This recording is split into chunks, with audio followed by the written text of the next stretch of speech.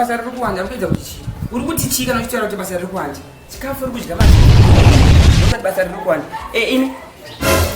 amusikona kuti munhu ari pabasa kunzi vegeti ndatibuda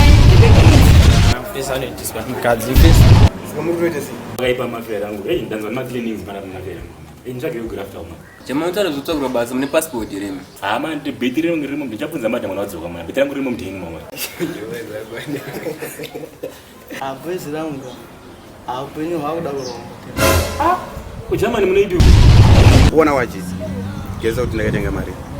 bona wachi ndakatenga about 50,000 understand bona chain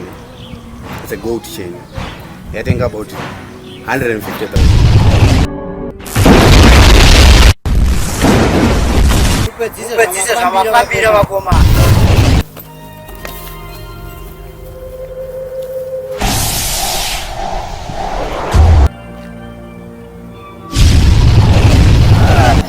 Vasukuru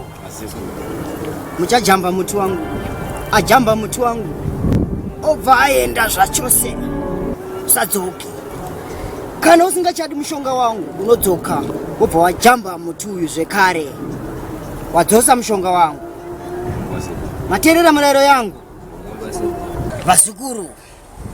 makuenda kunoita mari mumwe nemumwe ndajambe muti uyu asacheuke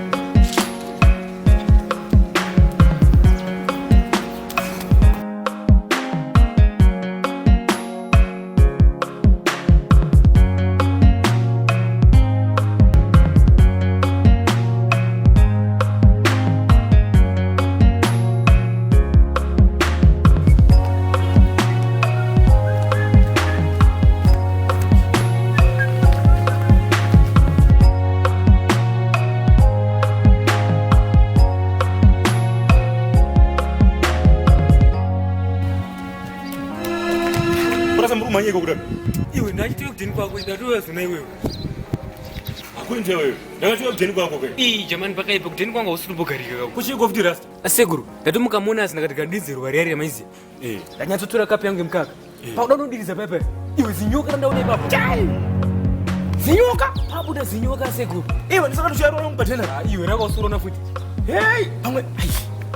maybe pamwe ati wanyoka zoti iri pai kana chichikuitika iwe mafanisa